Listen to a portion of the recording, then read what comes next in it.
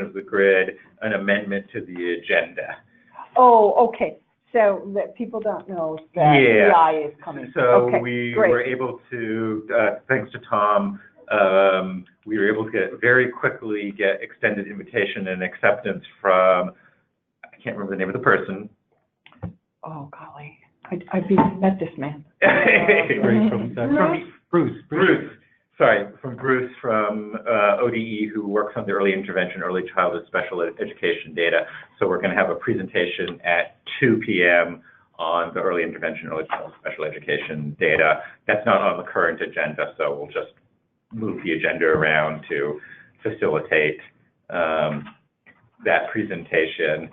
And you will be able to broadcast the slides for that as well, Sherry? Apparently he's bringing a jump drive, so okay. I'm going to be doing that one. Okay. So that's exciting because when we get moving into the measures and the ones we have on this is going to help us move forward on along, let's see, how to say it efficiently.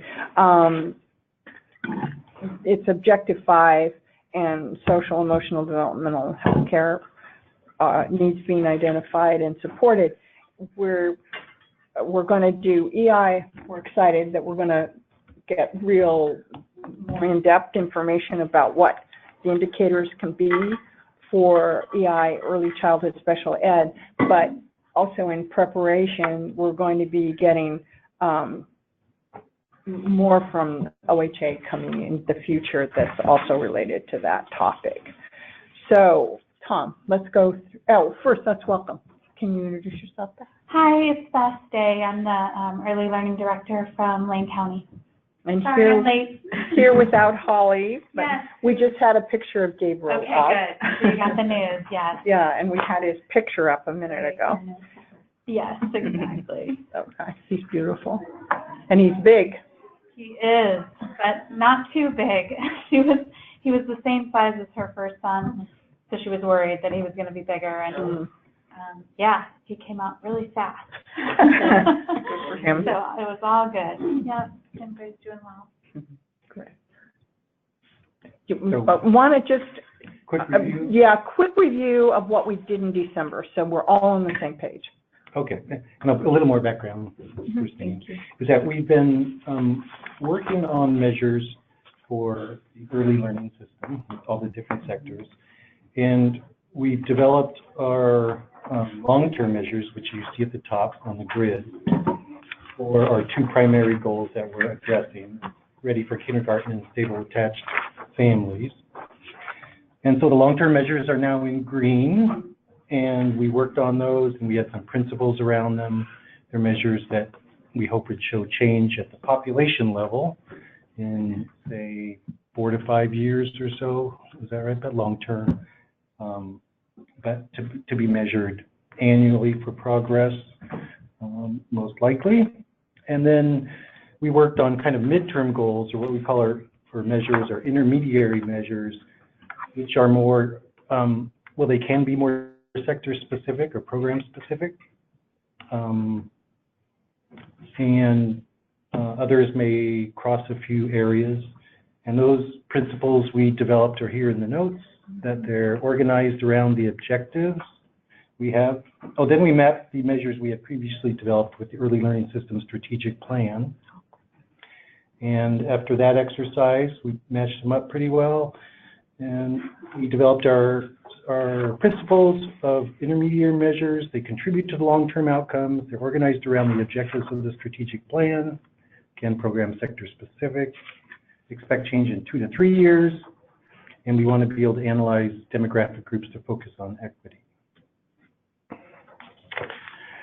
So in going through... Can I ask just a quick, I want to make sure. Is one of these actually the healthy and stable families? Says the same system. Did I? Yeah. The numbering keeps going. Is that what you're asking, Debbie? We don't stop on objectives. Well, I mean, for goal 1 and then. So this whole sheet is just for system goal 1. No, the front sheet is goal 1. Oh, And the back one. And the back one, just, There's a little bit of a typo. I copied the, So now I don't know what the front sheet is. So I think it's just just the top is mislabeled, Yeah. and it should say System Goal 2, healthy, stable, attached families on the back side. But if you look at the measures, I think those are, maternal depression, food insecurity, those But are the measures. the objectives keep Yeah, just going consecutively. That threw me for a while. Yeah. That when we switch goals, we keep numbering. oh, yeah. And that kind of, I don't know, that's a minor thing, but it would have been easier for me if they went to 1, 2, 3 instead of 7, 8, 9. That's a good Since catch. I we're think I was switching. supposed to say Goal 2. no problem, I wanted to, Yeah. That's great. Okay. and go back on the freeway now. We did raise some issues about, when you think about data and data reported by external partners, like from universities, we had to consider funding issues, if the funding was going to be stable over time, because we wanted to have the same reliable data source. We talked about, so measure 1, I'm not sure if we want to go, do you want me to go through all the objectives now and kind of give an update of where we're at? Yeah, I think that would, I think that, I just don't think we can assume people really read all this. Yeah. Yes, please do. Should we pause to see if there's any questions from? On that first part? Yeah, on that first part. Kind of makes sense. I would just say, my understanding is that if we can get population level, we'll always go with it. But that we realize sometimes we'll only have for a set of the population, and that's, our principles are, that's okay. But we're still going to try for population level when we can get it. Yeah, fair enough. Okay, so I'll just orient you to the new system here I've developed. And I don't think on the right side, the letters, the asterisks, we can get there. But the key thing for us now, I think, is finishing up some fine tuning on the measures. Where the measures are in red, either long-term or intermediary, there's still some work to do and some decisions to be made. So if we just start at the very top, goal 1, in terms of frequency of reading to children, here in red is I highlight the PRAMS 2, or the National Survey of Children's Health. We're just going to have to make a decision at some point about that, which data source we want to use. And then we can check that one off. And then you can see on the far left again, I have the check marks, which are consistent with the color coding about if they're essentially completed or not. So for objective 1, we came to the understanding last time that this really pertains to especially home visiting and parenting education, and we wanted to work in some measures there. For home visiting, we talked about the percentage of those who screened eligible who are retained for a particular length of time. So whether the 6 months in the program, is that considered success, 9 months, 12 months? So I put this back to the home visiting folks.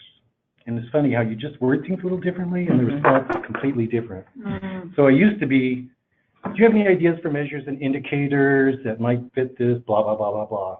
Now I went back to him and I said, if you could pick 1 or 2 measures, what would be your measures of success in your agency, in your program? No, that just got everybody lighted up. So they're going to get back to me. They're putting together a small group. I didn't know if that was jumping the gun. I didn't want to do all this work and then present it to the council and then have everybody rip it apart. So they're working on that. That's great. Parenting education measures would come from OPEC and Shauna at OSU. Did you happen to see her, get in touch with her? I didn't, I mean, she was gone. Okay. Yeah. She works across the hall from Bobby. So Bobby's responsible for Yeah. Okay. Drag her down. But 1 or 2 measures from each of those different programs, I think, would be great. Objective 2 is essentially completed. This is our workforce objective for children. Can I be, this is Sarah Kleinschmidt. Can I be really annoying and actually ask you to take a step back and clarify the difference between obviously data provider but analysis, the DNA? Okay. Thank you. not doing that today, right?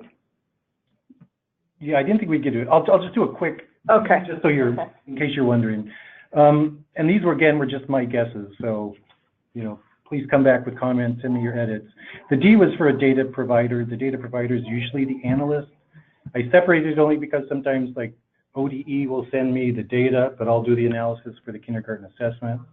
So the analysis is split from the data. And I guess, just an example, I guess there's some cases where the Oregon Child Care Research Partnership gets data from DHS or from the R&Rs or from PSU, and Right. but does the analysis. So that would be another example where they would be an A but not a D.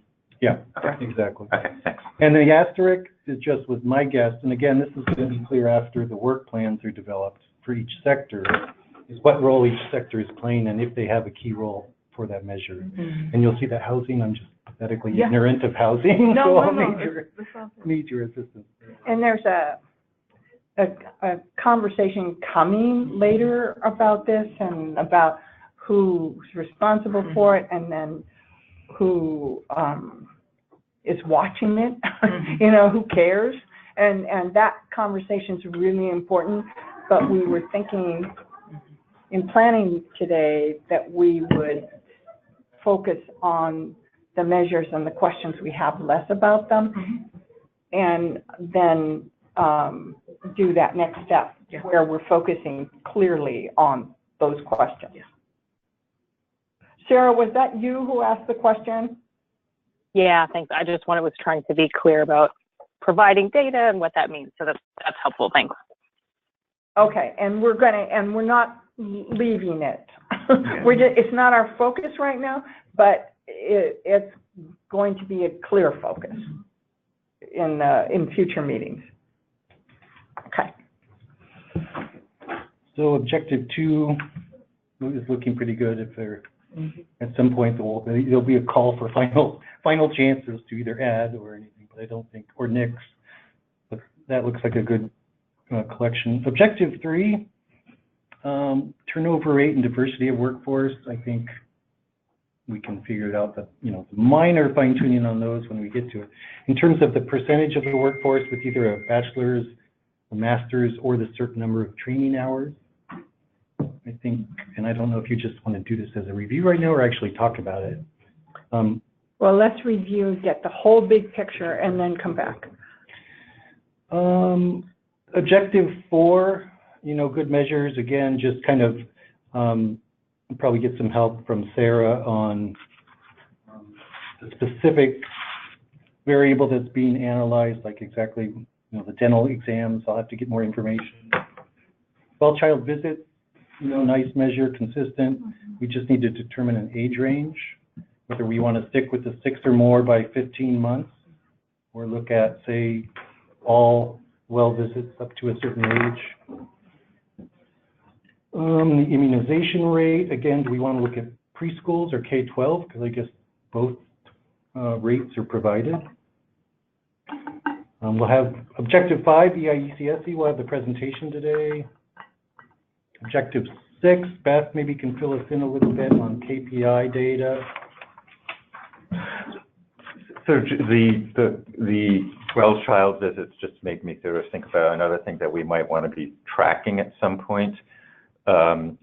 A few of these, like the well-child visits, may also be not just something that's important to a sector, but actually a metric used by a sector, which is a little bit different, and that's something we may want to capture, because it also raises the question of, you know, should it be the same metric if there's another sector that's actually using that as a metric?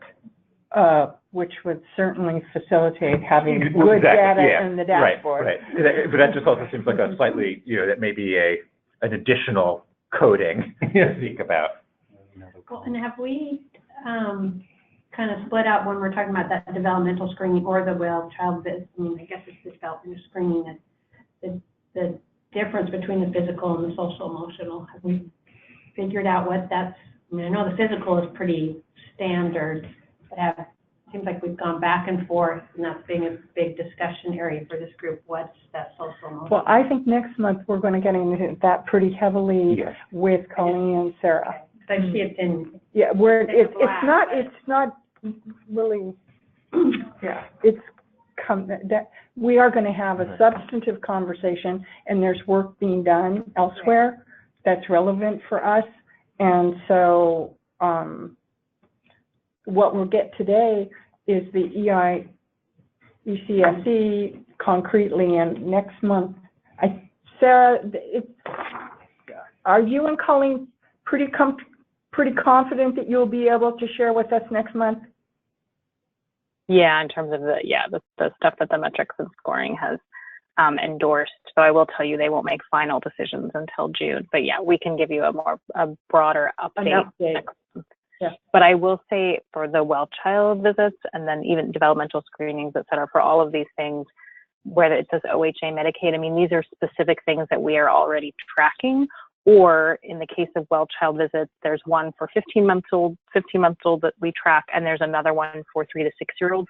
Those are standard national metrics, and we would not want to deviate from the standard specifications that we already have. And we wouldn't want to have 2 data points out there anyway. Yeah, yeah. No, and thank you. That was sort of what I was sort of obliquely trying to get at with the comment I made earlier. Okay, and a quick review of what should say System Goal 2 on the back. Maternal depression, I see all these typos now. Maternal depression is still in green, it should be red, because we need to decide whether we want that at the birth of the child or age 2. Housing security hasn't been nailed down. Do we want the annual point in time, I think we were leaning towards, or the data on homeless students at younger grades. Objective 7, all the measures, let's see, the top 3 are set and I think in use, or at least measured and reported, I've seen. Tobacco and or alcohol use, we need to decide on one or both of those, and whether we want to look at pregnancy or at age 2 again. And the PRAMS 2, those are the different ages. So when there's an A under ELD, that's really a T for Tom? Yes. Okay. Now that we have a research team.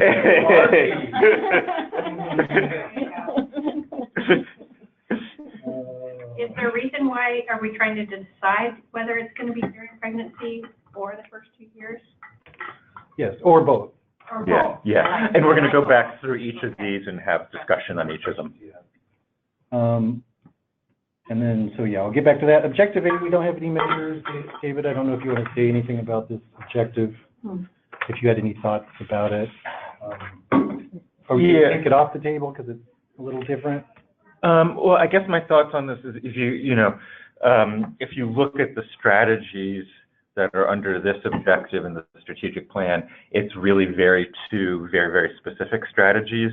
One is on paid family leave, and 2 is on implementation of the sort of Family Connects universal home visiting. So there might be in the future, since this objective is actually more narrowly focused since this objective I think is closer to the strategies than some of the other objectives are, we may end up having sort of something that may be more down the road, potentially more of a processy measure or something around this objective. And can I just ask a question? This is Beth, and I don't want to muddy the waters, but when I read it, I was like, connection with who? And then the 2 strategies you said, one is parents connecting with their infants through being on leave, and the other is connecting with home visitors. It's a little vague to me. Yeah, well, but I mean, I think part of the reason I guess the objective got framed that way, I think this was one of the cases. And this isn't true of most of the objective statements, where the objective statement probably got framed around the strategy rather than the strategy framing the objective statement, just in terms of history of that one. But to the Family Connects, it is universal home visiting for all families, but part of the Family Connects model is that those initial home visits are an opportunity to find out from families if they have additional needs, and then connect them to other services or supports in the community. Okay. I don't know, does that answer your question at all, Beth, or hope? Put that connection/support. But I think, Beth, are you kind of suggesting that it's, when we do work more on 8, we might reword the objective so it's more clear? That's what Is I that was what you were suggesting. suggesting? It's going to be really hard to come up with measures. That one, that may be a challenge because that's going to be the official language in the plan, right? So we can't, at this point, edit the language. Well, the rest of our objectives, are they that closely tied to the plan that the language is exact? Yeah. Oh, so we'll have to stay with it. Yeah, we have to stay with the language of the objective. But thinking out loud. No, connection with whom? Yeah. Anyways, we don't have to now. It's just going to be hard to come up with measures if we don't know what the connection is for or with. Right. No, I hear you. Yeah, I hear you. Because it could, I mean, thinking out loud, one could ignore the strategies and also think about, like, is there something in PRAMs that gives you a sense of how connected new moms feel? There are measures used in research of your social network. Right. And I don't know. Are they in PRAM, Sarah? Any of those measures of social? I thought there was something in there's social support, it looks like. Social support is related. So that actually could be something we could look at that seems to sort of fit more broadly with the concept behind the objective. I hear your concerns on the language and lack of clarity, Beth. And then just but I don't have a solution.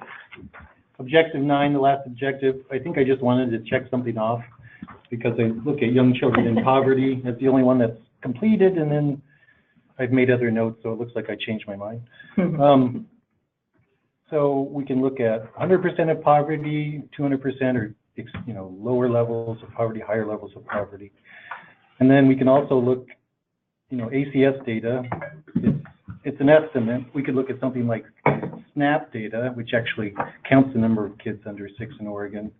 And we know that's tied to 185%, roughly, of poverty. But that's of a subset. So, I mean, rather than population. That's right. So I'll strike that last one. So that's one minor little fix-up on that, or decision point about what level of poverty. So that's the quick overview. Okay.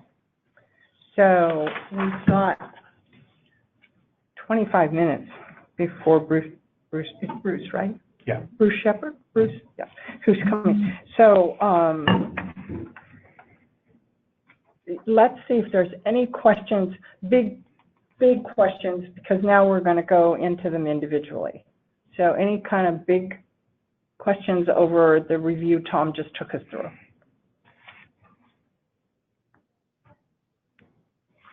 Okay. Tom, do you want to lead us? Sure. Shall we just go measure by measure? Yeah, start with objective.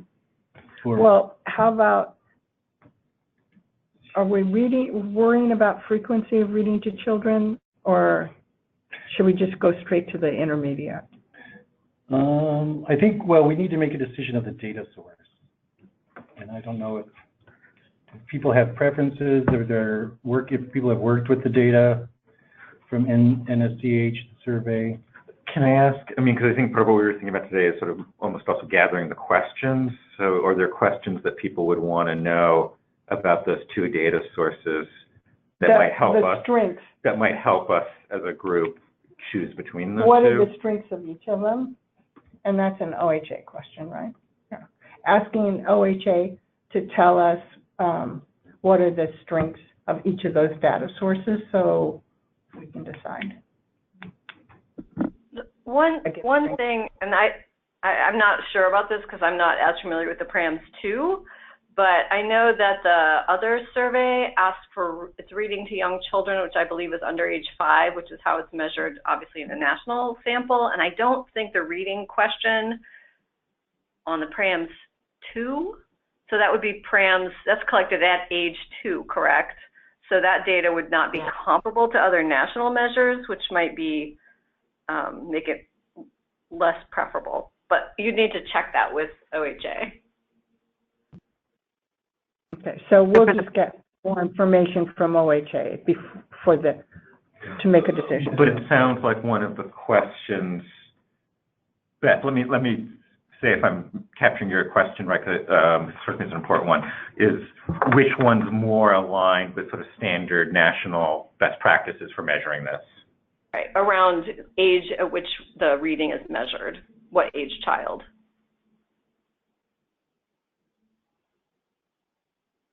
Correct. I mean, we're talking about the same families. Does that matter at all? Or is it do you mean the focal point is the age of the child specifically? Age of the child specifically, because rates of reading the younger you go, the lower the rates are. As they get older, parents tend to read more. Okay. Do you need me to put you in contact with the folks who administer the PRAMs, or do you have that information? Well, PRAMs is collected at age 2, right? Child's age 2. When the kid is age 2, yeah. You re-interview the family. So the question is on the NSCH is do they collect it at age 2, or do they only collect it at age 5? And that's what I don't know.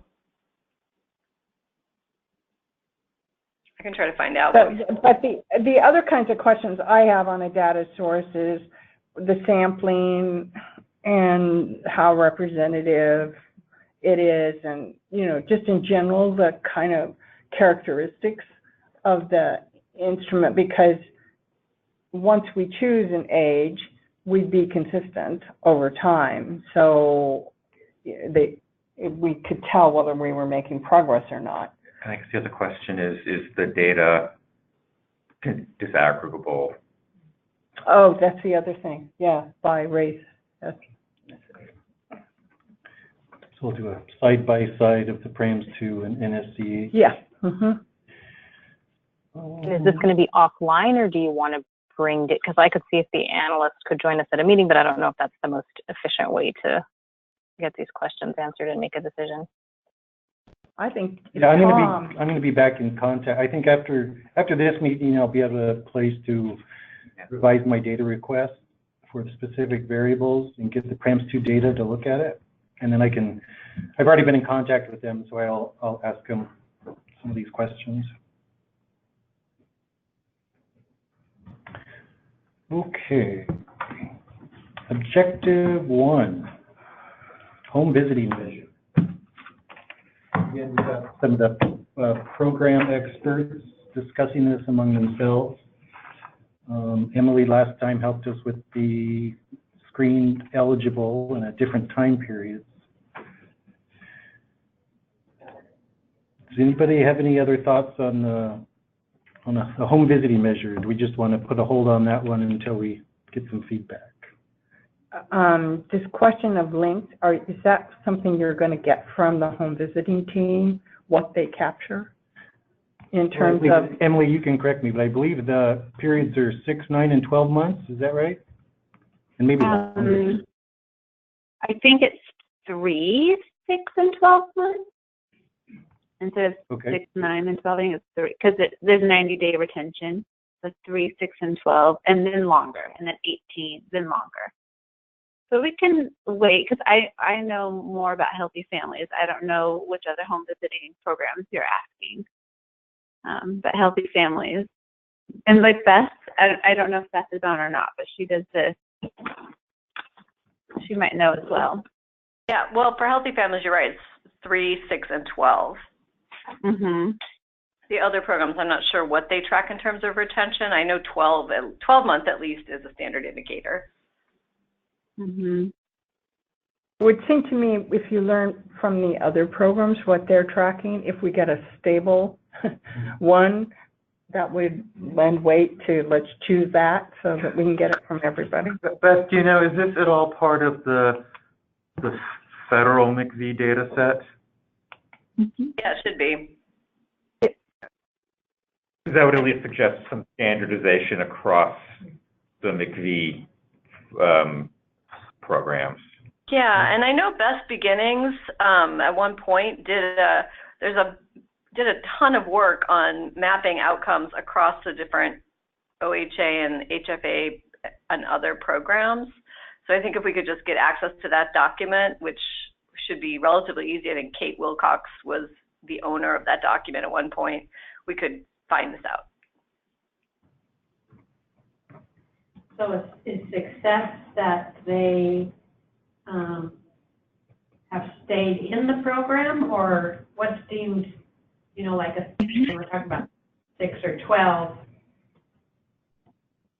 Yeah, success is that they've stayed in the program or they've been retained in the program. Are there any, like, I'm thinking of the family that enters a program and does really well.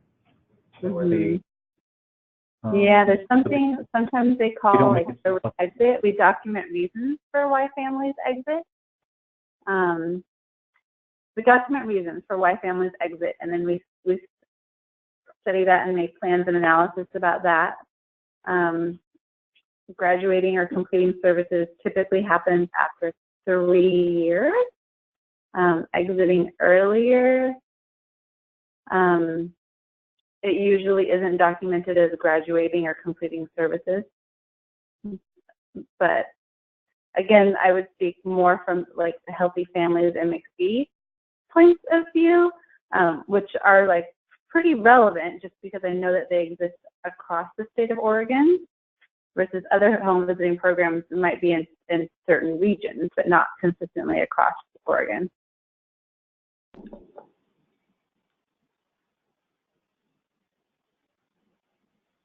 Okay, well, we'll get some more feedback for our next meeting from the home visiting folks. Yeah, I think the way that you could see if they exited early because they received what they needed from the program would be the other measures, like how often are they reading to their kiddos? Are their kiddos up to date on immunization? The other outcomes that home visiting programs really enjoy looking at. Right, and I think, I mean, conceptually, I know there's been a ton of discussion about this, but because they're considered prevention programs, actually retaining them in for sufficiently long periods of time to deliver, you know, substantial part of the curriculum is considered success. So it's not considered success if someone's like, sorry, yeah, I'm good, I don't need you anymore. Yeah. The delivery of the curriculum is what the goal is. It is true. So one goal of many. Yeah, retaining families and services for 3 years or longer is definitely more the goal, because the goal is like the programs are like dosage based because they are prevention and intervention. And if we're moving, knock on wood, to a universal home visiting program, and not just ones that have screens that need more support. And yeah, what will that look like? But that'll be a different goal. That'll be a different objective. These are people, I mean, the odds, Tom, that if you meet the criteria to screen into these programs, you'd be doing so well after 3 months that you no longer need support seem minuscule to me. Yeah, so. That's absolutely true too, because the eligibility requirements to screen in are, These are people with challenges. Mm-hmm. Correct. Optimistic. That was very optimistic. Hoping for miracles.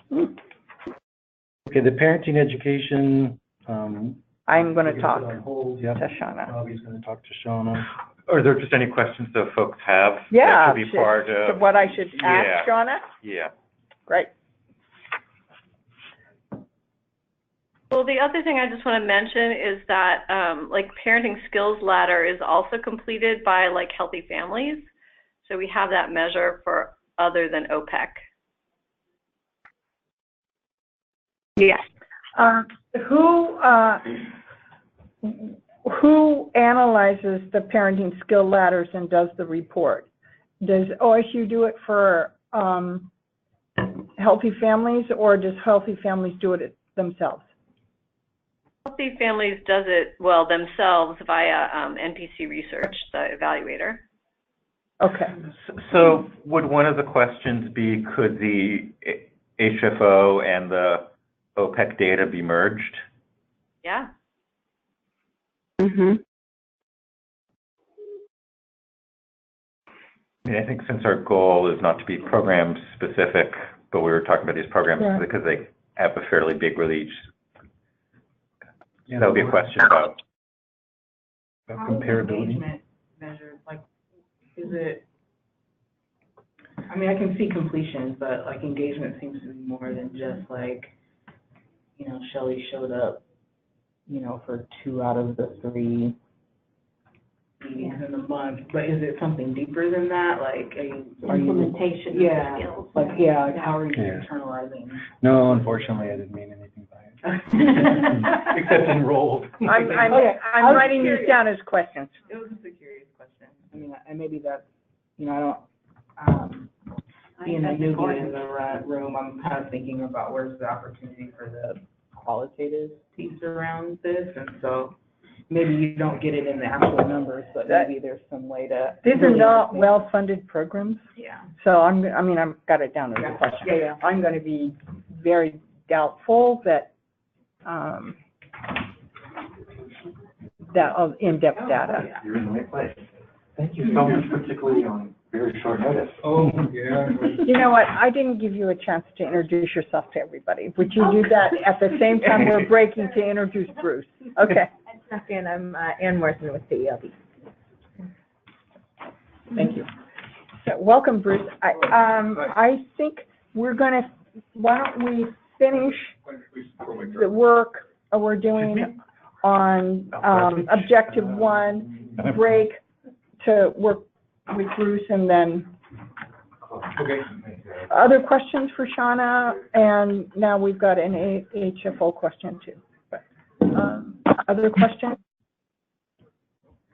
The completion is also, I'm not sure that a lot of times all they get in a parent education is enrollment data. And I'm not sure we're going to even get completion data, but I'm asking. Just a curious.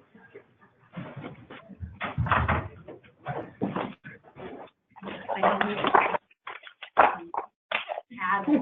we had something that had to be filled out, that they had their standard information that they wanted. I don't know. Well, I'll get everything we can get from them. It's Shauna and Michaela Seknin who does the analysis. Well, it's both of them. Folder, it says something about ELD on the folder, so. Okay. That's how it worked. No, that's not gonna work. Okay. Other questions about the parenting education?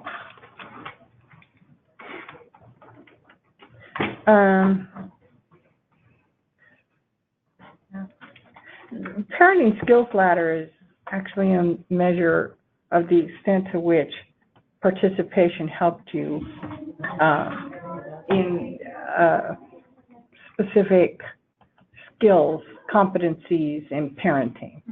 And so if we... How that comes with logo. Sorry. So we're... So probably we want some rewording in there once we get everything. But do you want to have Shauna or Michaela come to a meeting, or do you want me to just gather the information and share it? Have we had them at a meeting? I know we had Shauna talk about it at some meeting. It could have been a hub meeting. I don't think we've had Shauna here. But why don't you have a conversation with her and see if there's a lot of information, and then you feel she should be here? Okay. If I feel like I can't capture what she's saying, I'll talk to you guys about putting her on the agenda. Okay. And Beth, do you have any thoughts about how we would answer the question of how to do the mergeability of the HFO and the OPEC data?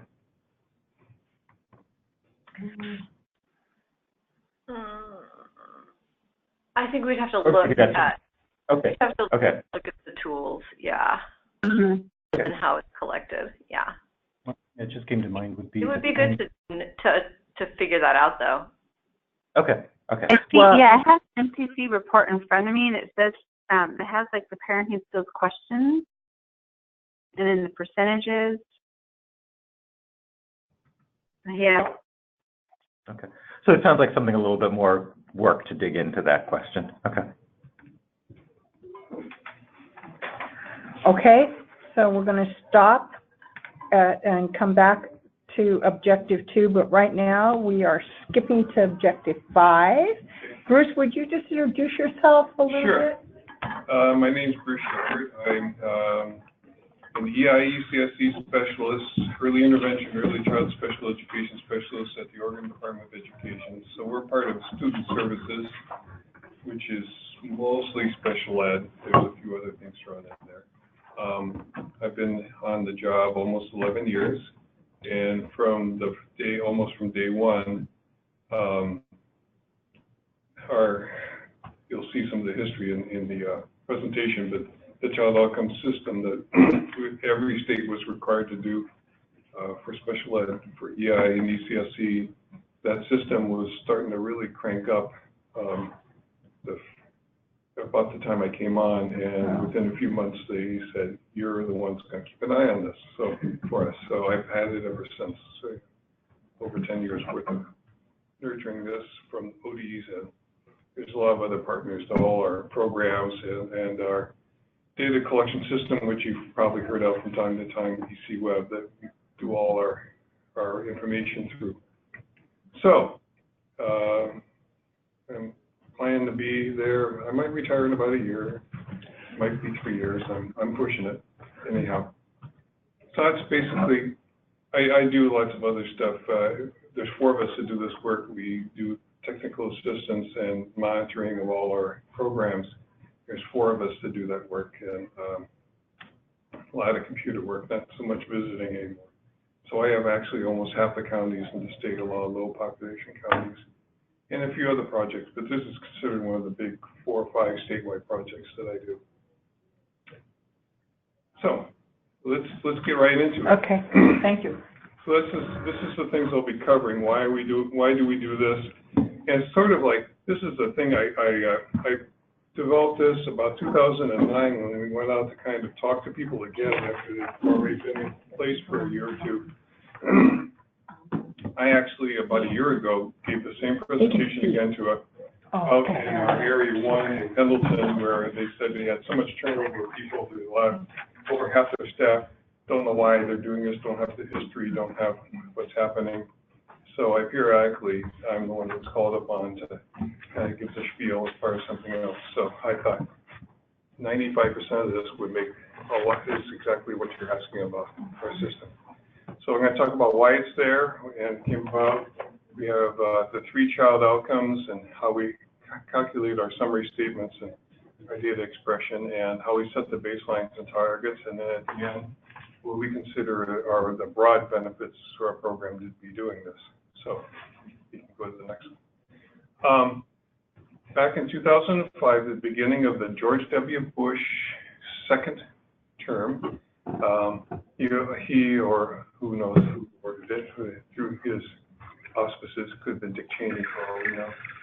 But anyhow, they wanted to have they wanted to measure the effectiveness of programs in all departments, just making sure that the money we were spending was doing something.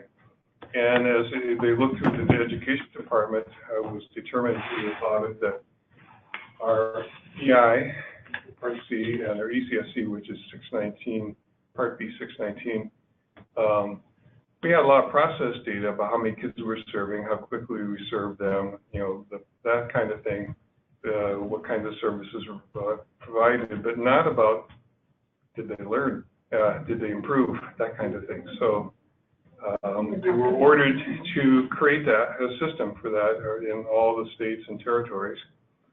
And at about that time was the reauthorization of IDEA, which is the federal law that authorized special education. It has not been reauthorized since, but about that time they had an annual performance report, state performance plan kind of system. So we were told that by starting in 2008 or 2009, we had to start including this data in those plans that were being submitted. So, trying to think, you're off slide you're Sorry. indicating. That's okay. I'm trying to multitask. That's all right. I'm trying to think what else I'm talking about, the why. So we statewide send the data in on how our programs are performing as a state aggregate number. When we turn in our annual performance report on February 1st, this is what we call one of the indicators. It's numbered C3 for Part C and B7 for the UCSC kids. And so that goes in our report that we submit electronically by February 1st. We're in the process of finishing that up right now. Also, part of that is we're required to publicly report on all our data for K-12 and for EI and ECSC within a few months after we submit our plan. We're supposed to make this available to the public on an individual school district or program basis. So what was in place just a couple of years before I came was a thing called the Special Education Report Cards. So we have the report cards that come out every early April, and all this data, child outcome, is like, gosh, it takes up about a third of the room of this report card, which you've probably heard we're redesigning. That's another whole talk altogether. I'm part of that because that's one of my other major things is I'm in charge of the EI ECSC reports, the report cards. We've also used this for key performance measures to the legislature, education committees.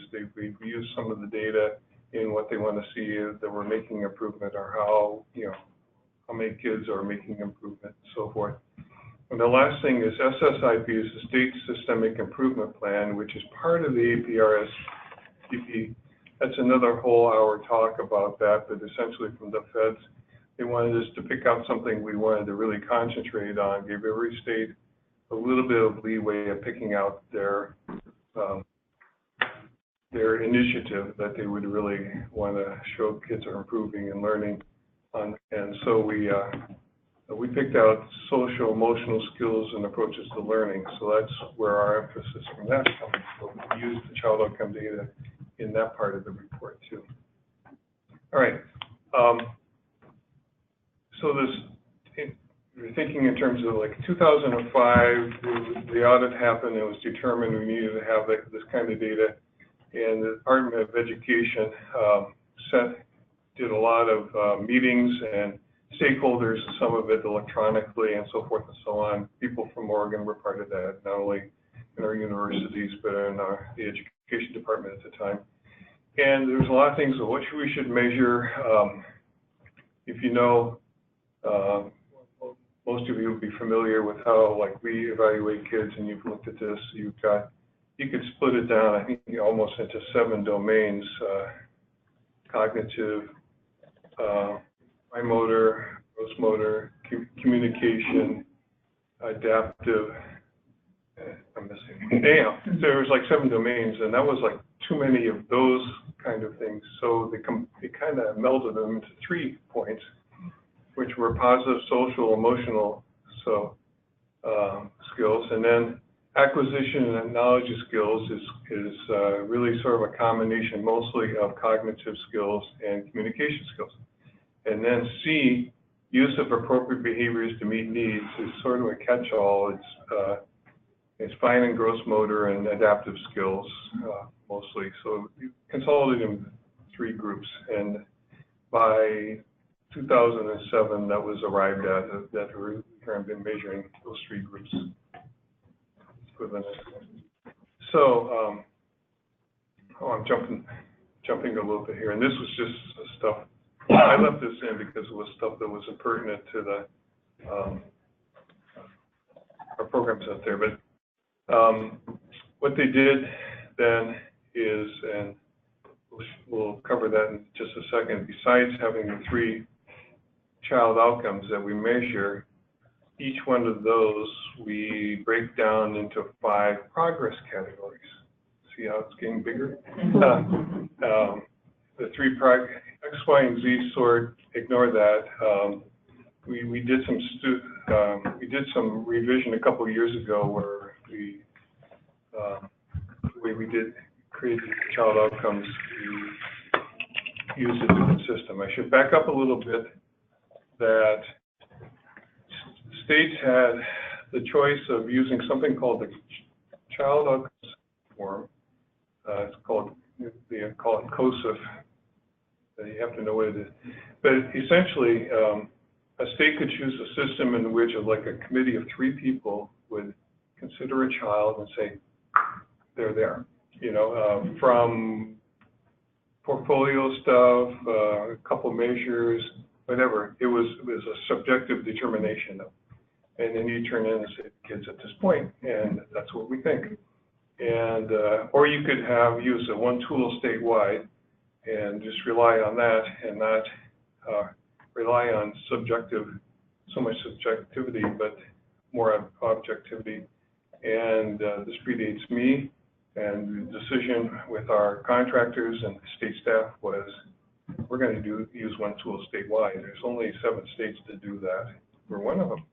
So we use, guess what, the APS, which is, homegrown product from the University of Oregon, Assessment Evaluation Program System.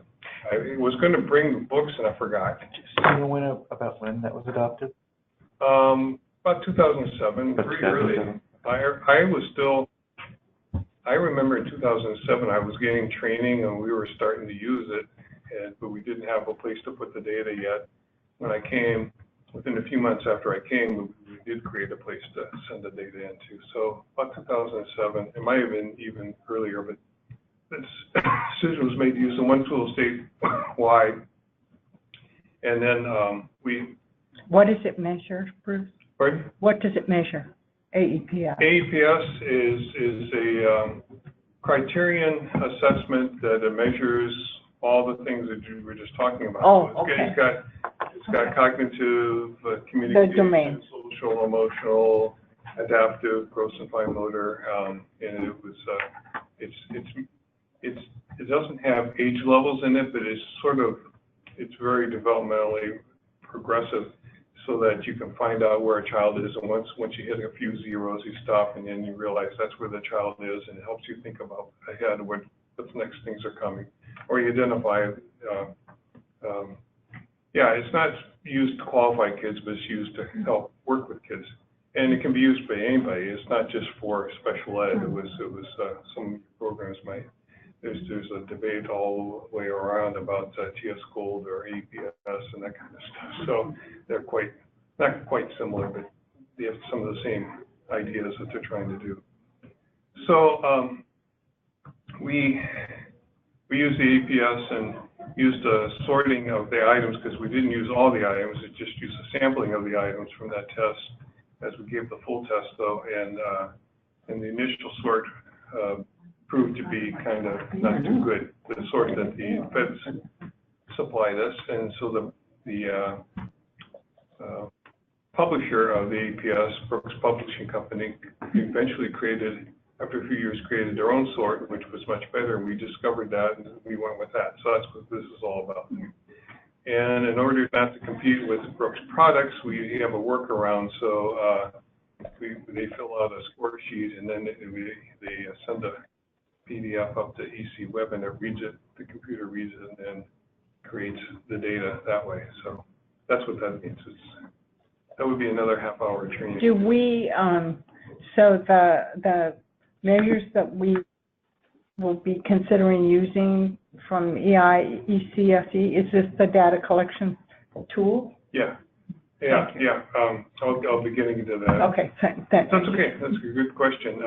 It's all collected and analyzed and produced. I'll show you the final product at the end here through our EC Web system. Our programs don't have to calculate it individually. They send it all in, and it spits it back out to them and to me. So let's do the next one here. So the 5 progress categories. The first one is this is the national kind of, you know what? I was so fast and nervous, I forgot to hand out the handouts. Here we go, this stuff's all on there.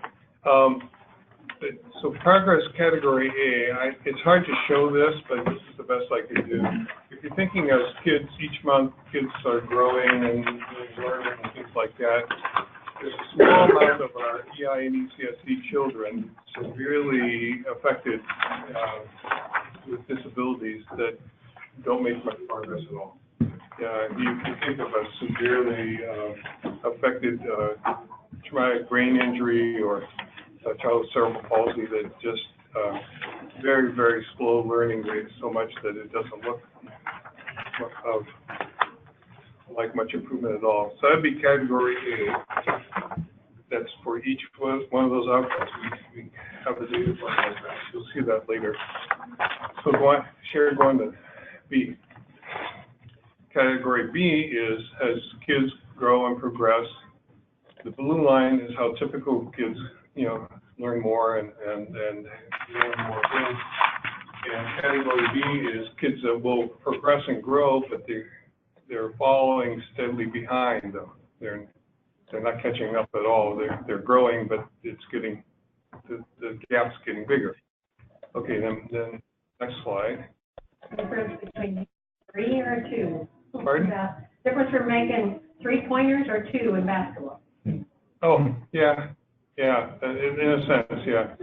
And then C is children, as the blue line again, is the same blue line for now, and the kids are growing and they're getting closer. They're actually accelerating their growth. They were far, they're showing a gap there, and the gap's tightening over time. We like to see that.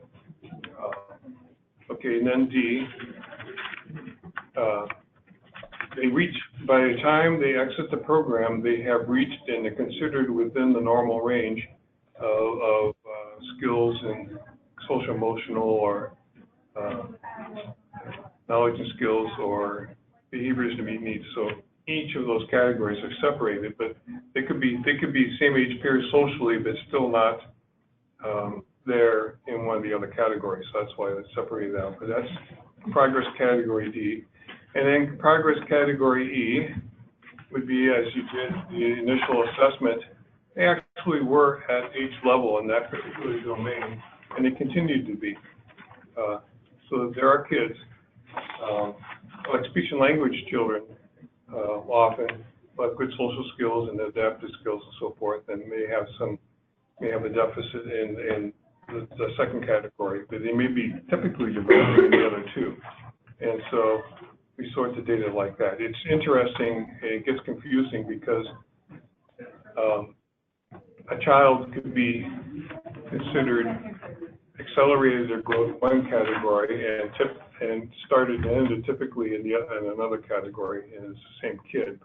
But in kids where the gap is pretty constant over the time, do they just end up in either B or C? It depends. B, not necessarily. Well, B would be that they fell behind as you moved along, and right. C would be the accelerated their growth, because that's going to come up in a second here. Right. Right. But for kids who it's basically constant, there's not a specific category for that. Yeah, it's rare. It's hard to, in fact, we've never really determined that a kid in any particular category, except E, where they stay constant in typical range. It gets sorted out one way or the other. Either it's B, that they fell a little bit behind, or C, they closed the gap a little bit. At least it's never exact. So can you talk? I'm unclear on the unit. So this is all the children in one of the 3 domains that you described? Yeah. So does a child show up? The unit isn't the child, it's all children in that outcome category? Yeah, and I'll show you some. Okay, it's going to become clear. Okay, thank you. Because it gets a little more complicated. Okay, fine. You had the 3 outcomes, and now we have the 5 progress categories. Okay. And if let's just think about early intervention. If you just left it for that for early intervention, then we would be reporting on 15 data points. The state and the Fed said that's way too much. So there was a lot of argument back and forth, we're getting to that, that's reflected. They were across the country, and they had different things, and finally the consensus was to come up with 2 summary statements in which we kind of calculate the data, and we're going to, in each outcome, we're going to calculate kids who accelerated their growth, and another summary statement for each of the outcomes in which kids finished service with skills like same age peers. They either started that way or they got that way. So the data sorted with those 2. So instead of having 15 data points, for let's say EI, got reduced down to 6, and then we were told that's where you report. Oregon being the unified, more or less unified system, we always double that because we're doing ECSE too. So instead of having 30 data points for EI and ECSE, we got it down to 12. And that seems a little more manageable. Yeah. Still a lot of data points. But so, Sharon, why don't you hit the next slide here? Thinking about, if you use this, I was going to show you this in a minute anyhow, and I know I emailed it to Tom. If you look at that, thinking about that, then if you look at your EI, our guy in EC Web, Dan Smello, decided using the small letters A, B, C, D, and E was a little confusing with the outcome A, B, and C, so he came up with little monikers. But this NIF, IFN, it's the same thing. It's A, B, C, D, and E. So this slide is what I just talked about, but once you hit the next one and then do the calculations. So the growth would be category C and D are the ones that show kids accelerated the growth. C was the kids who accelerated and didn't quite reach, and D, the kids accelerated and did reach the same age. So you take those and divide it by all the kids in a outcome of A, B, C, and D. You don't put the E kids because those were those kids that started at E don't have age. You wouldn't expect, you can't show growth because they're already at the same age level. So you only divide it by the 4 categories. And then to create a percentage, then you multiply by 100.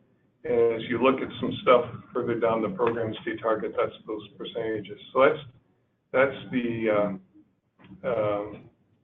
with the report cards and the outcomes down below. That's A1, let's say, and A3. Okay, but if the A kids, did I understand correctly, you don't really expect them to move, right? Yeah, it's not expected. They didn't show that they moved. In other words. Oh, so it's not expectation. It's just what the data shows. The data shows they didn't. Yeah. So that's why they're in there. Yeah. Okay. You know what I skipped over was this data is calculated from kids.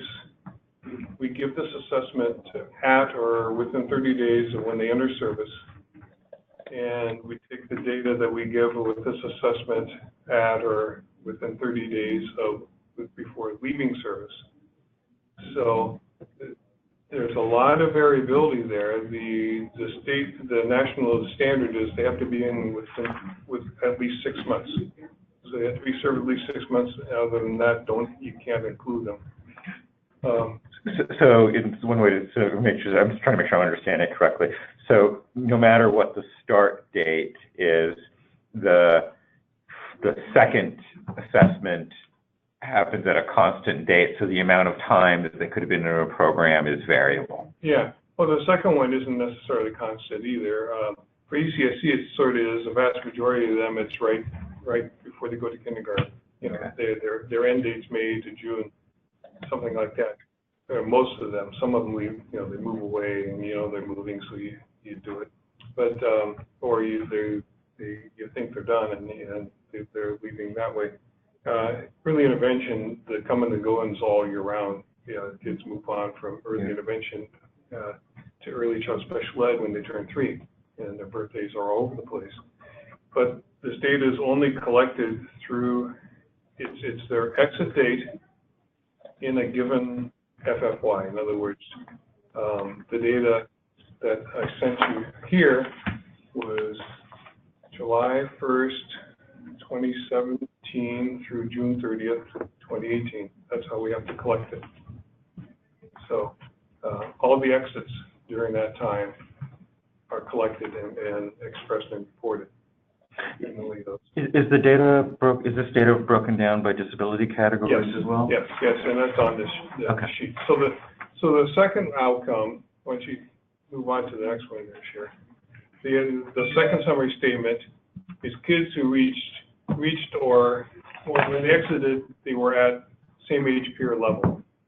And that could be the kids get counted the second time, and boy, we had a hard time wrapping our brains around that you're counting your kids twice, but because those D kids, not only did they accelerate growth and reach same age peers, but they also exited at same age peers. So you include those and the kids that started and ended at same age peer level in one of those outcomes, and you divide it by all the kids to see what your percentage of those kids are, and create the percentage that way. So those are the two summary statements, and those are the two data points on each outcome that we report for each program.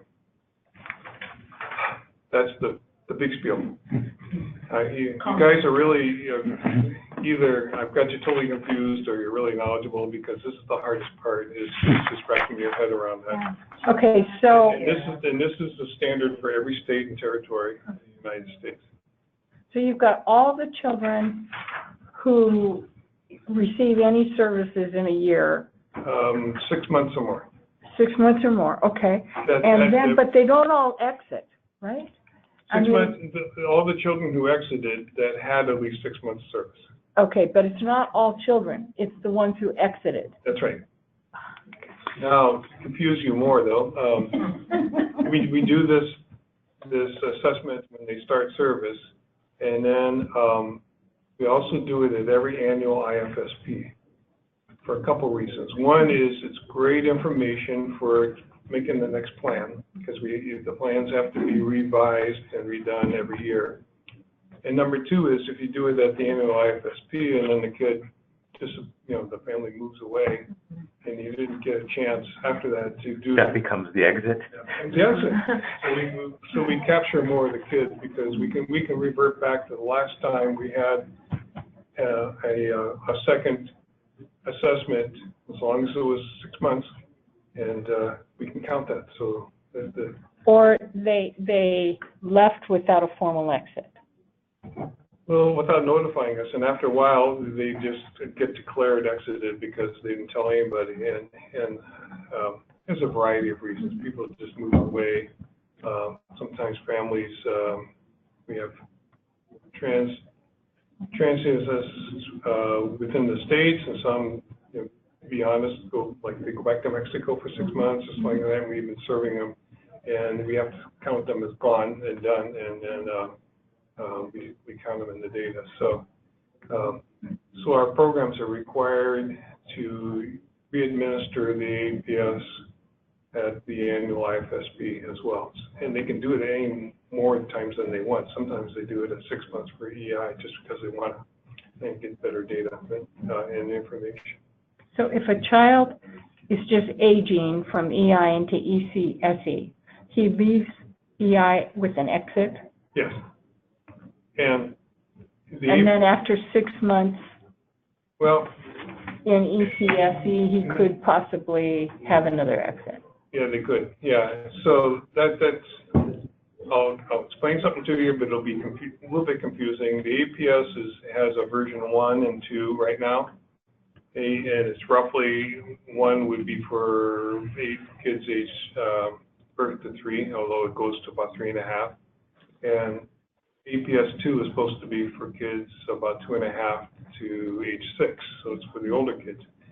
Mostly it lines up where the EI kids, you do the APS 1, and when a child finishes an early intervention and they're going on to ECSC,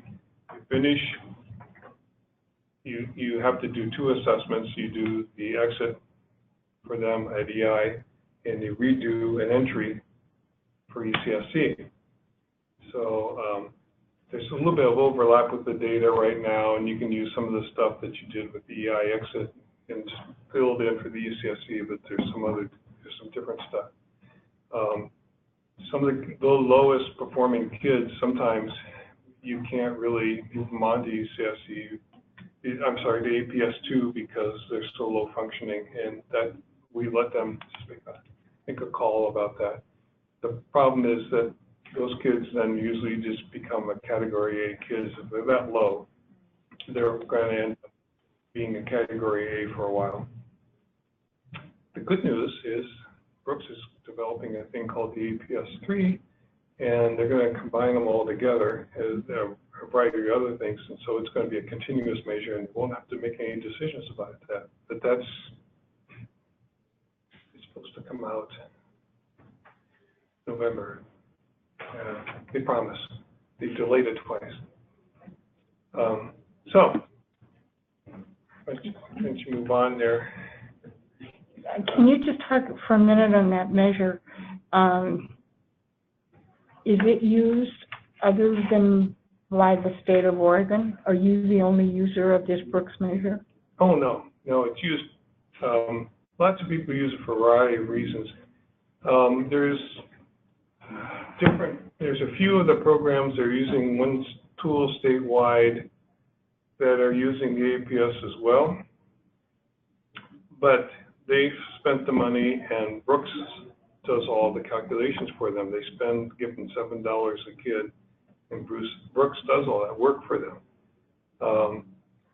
We didn't want to do that, so we do our own kind of work on that through ECWeb because we have such a robust other things that ECWeb does for us that we just sort that ourselves.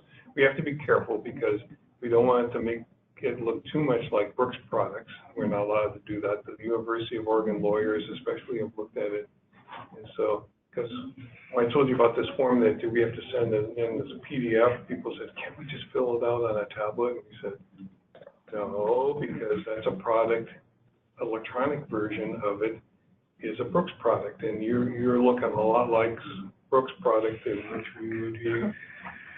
And create, yeah, it's so weird because the University of Oregon creates this stuff, and then we have to hand it over to a company. So, but that's the craziness of it. So You both store, period. yeah.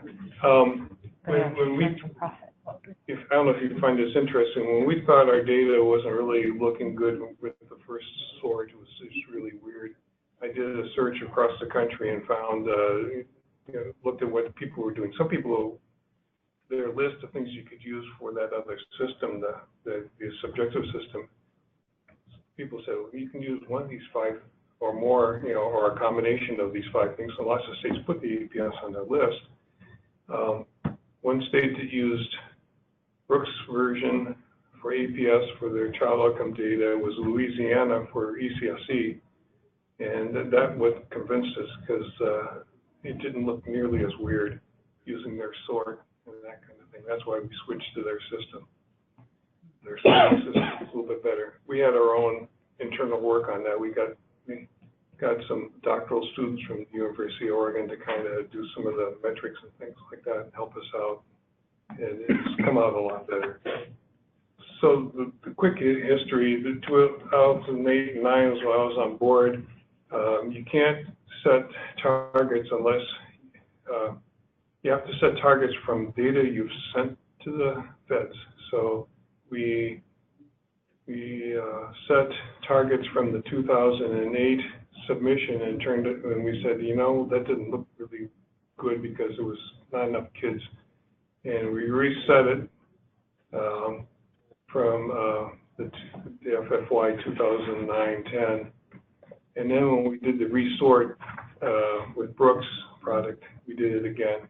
And the baselines and targets are for those 2 measures that you, the those 2 summary things that you talked about. Summary things for 3 outcomes. So as you can see here, state targets on this line here, those are the current state targets. We have to set the targets. We just, while things are settling out and it's just hard to move things along and increase, it's just I think we just went about 0.5% higher than the baselines from 2016, 17 is what the target is. And we want people to hit or go above that per program, and our state's supposed to do that too, for the state stuff. So based on your own experience, 3 times, at 3 different times, you used your own data to say, this is where we're performing, and then you set targets that we will perform better than that. Yeah, there was one year in which we didn't have any targets, and we just submitted the data to the feds, and that was 16, 17, and then they accepted the data, and then we used that to create these targets,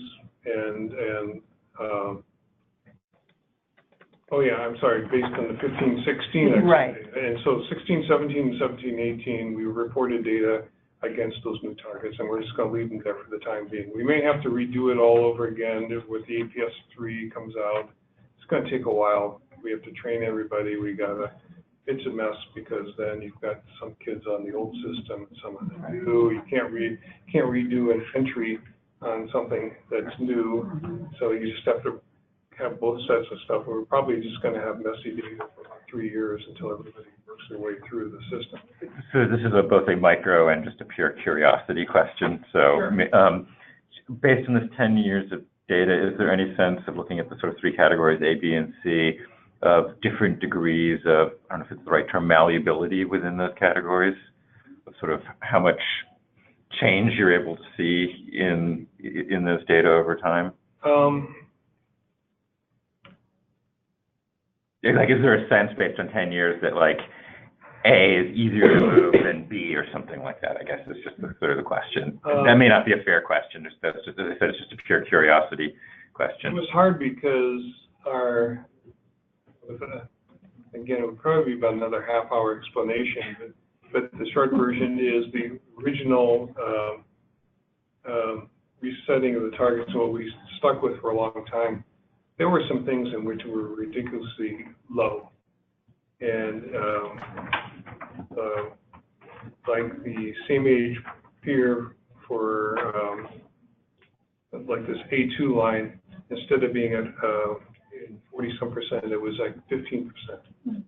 And there's problems also recognized with APS that there's not enough social skill items. Mm-hmm. Even with the Brooks torch, there's not enough. But when we switched, that was one of the reasons. There were several other ones that were just sort of crazily low, and we said, we know we're doing better in this. And we noticed that the Louisiana part, ECSC data, they weren't exactly like the national data, but they were not crazily. We were like 30 points below the actual data, and they let us get away with it, but and we were not satisfied, so that's why we changed. And you didn't think it was what was happening in the program, you thought it was in the data? Yeah. Just from other assessments that people were doing, and just polling and talking with all our people out there, they said this is not right. I don't know how much higher it is, but it shouldn't be. We shouldn't be running at 11% or 15% or something like that in about 3 or 4 of these data points on each ones. So that's what pushed us. So now we're in this other system just for a couple of years, and because your question, we tried to ask that question. We're saying we're not really confident of some of this stuff because it was so screwy looking. That's a real technical term. So now that we've had this, it's been a little more stable. But I think the one that our programs seem to have the biggest impact when they do things and do systems is the social emotional skill item.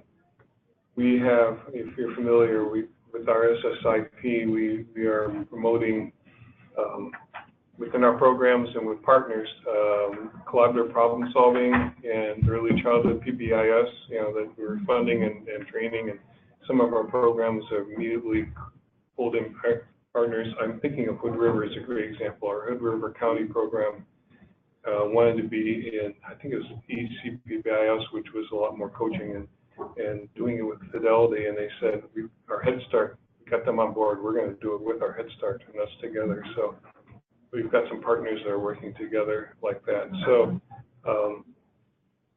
that one, we seem to have people, when we've been doing this for a few years now, they've been able to the needle on the social emotional skills with doing those two programs.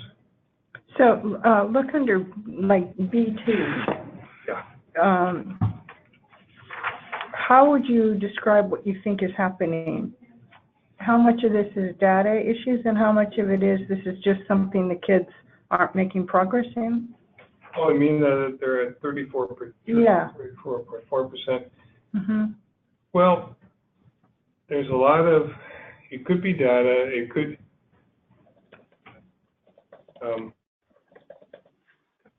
I'll say something that's sort of not as bad as it sounds, but behind closed doors, is that we are, you guys are probably aware that EICSE is severely underfunded.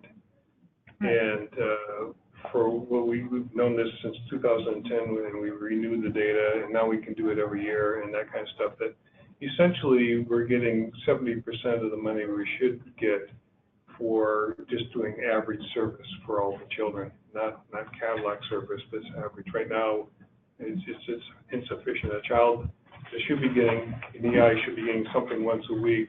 Some of the programs are, they've reduced it down to 1 or 2 times a month because it's a fixed amount and the kids' numbers are increasing. We get a little bit of cost of living, but it's just steadily falling behind. So some of the problem with not being able to move the needle is that our people are spread really thin. We have EI specialists that out in some of our small counties that are seeing, 40, 45 families, and it's just almost impossible for them to see them more than a couple times a month, and that's really not enough to really try to do things.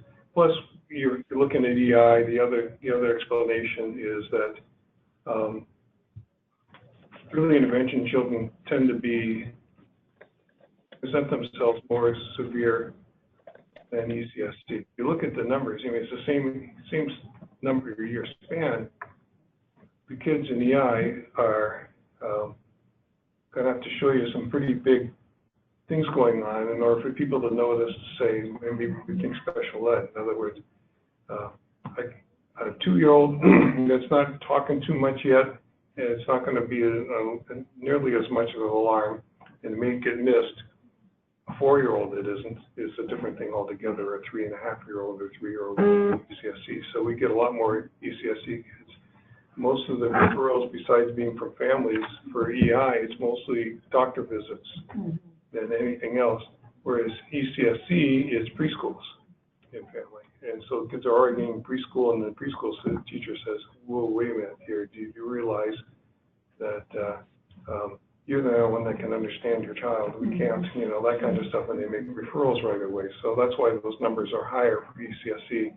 And there's a bigger potential then for growth because some of the kids, they're not as severe as the EI kids, so there's a little bit more room for growth and that kind of thing. So if I can, with what you were just saying, which was one of my questions, because when you get down to the what they've been diagnosed with, those first 3, change dramatically between EI and ECFE. So just maybe, since you're with this, it's coming to present to this committee, and we're looking at how can we, is there a way to come up with a reporting system that helps us, I think specifically even do those things like how can we, is it the well child visits, did child develop, I can't remember what was the screening, is there something in your, with your expertise that you think, wow, this is the measurement that we should really have, so there's not that huge disparity between those numbers between I don't know if I'm even saying this right. But, I'm still listening. Okay, but just I think, I appreciate what you're sharing with us. I want to make sure that there's the opportunity for you to say to this group, if there was one thing that I think you need to be measuring, or that, you know, it really could make a difference.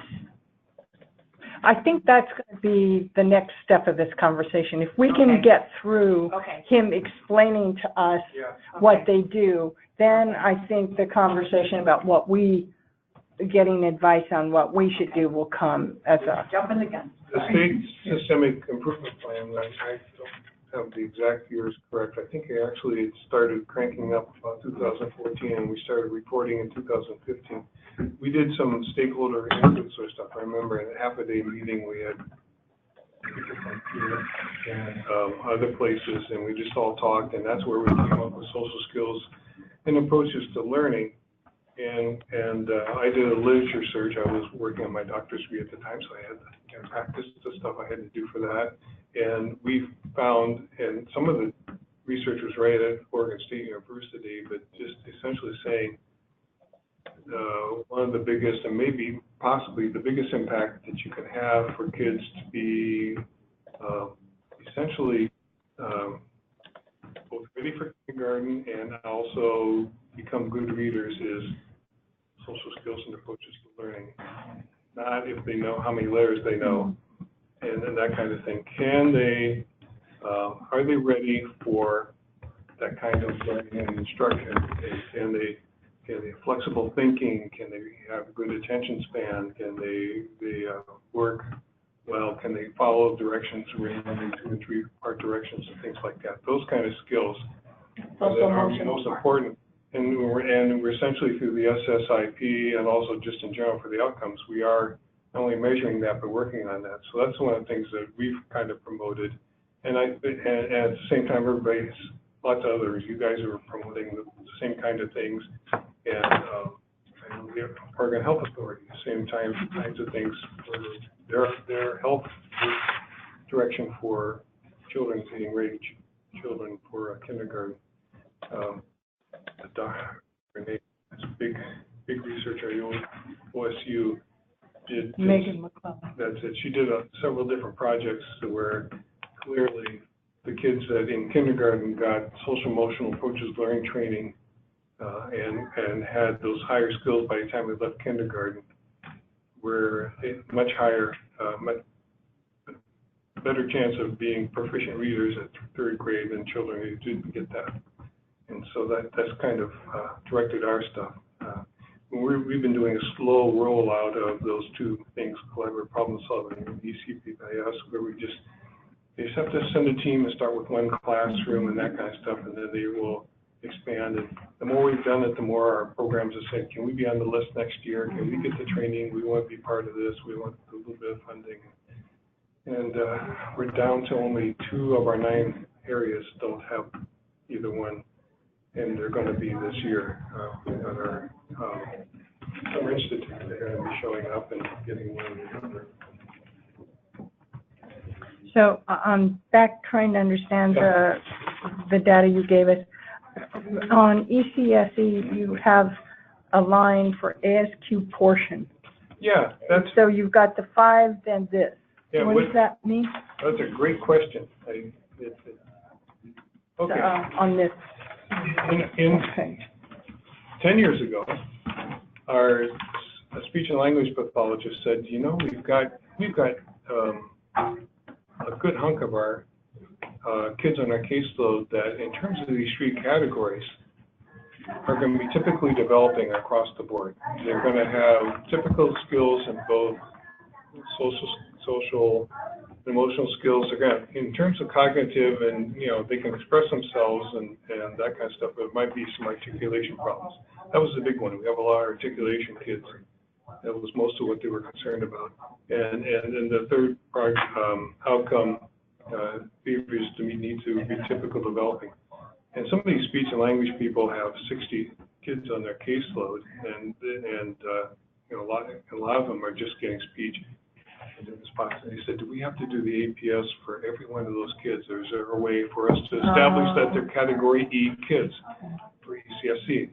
And so we said, and the feds have approved this, that they can administer the ASQ, which is a much shorter measure, and if none of it is in the gray area, let alone the black on the ASQ, we can count those kids in each place. They can submit the data as 8 kids from the beginning, and then they give it again at the end just to prove that they can remain category E kids. That's what those kids are.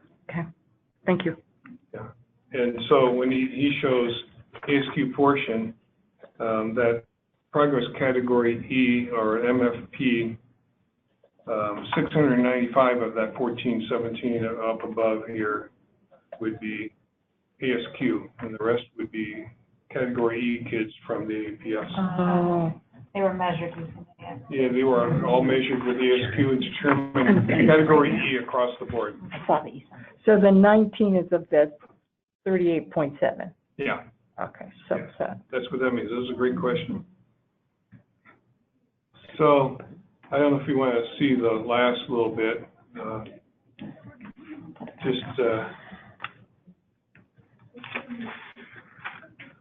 Is the report card just a way of presenting the same data differently? Or is it different? We send the state data. What I sent to you, it says program, but it's actually statewide. It says statewide at the top. So this is all our 34 county programs. We have some consolidated and so forth. So all those 34 programs combined together. So when it says program, it actually, in this one, it actually says, it says 84.8%. That's for that category for everybody together. Our system also can express it. That would be a nice demonstration for you sometime. Our EC web, I could connect it up in the web, and I could show you how that works. But I click a few buttons and put in some dates, and I set all this data, and you can do drop downs, and we can go. I can show what Marion County's performance was. So our report cards, we issue it for every one of our programs, and combined EI, CSE, so 34 report cards. And this data is on there for that particular county.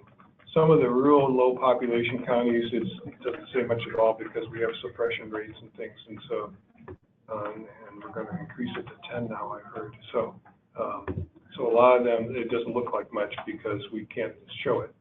But a place like Marion County, you know, everything will be filled in, and it'll be by the county. Some of them, you know, they report to their ESD board about their improvements and use this data for that. So when I give this training, I like to run through a couple list of lists. I'm trying to convince the specialists out there to use. They do a good job to kind of convince them that how important this is. One of the things, anybody been in early childhood in Oregon 20 years?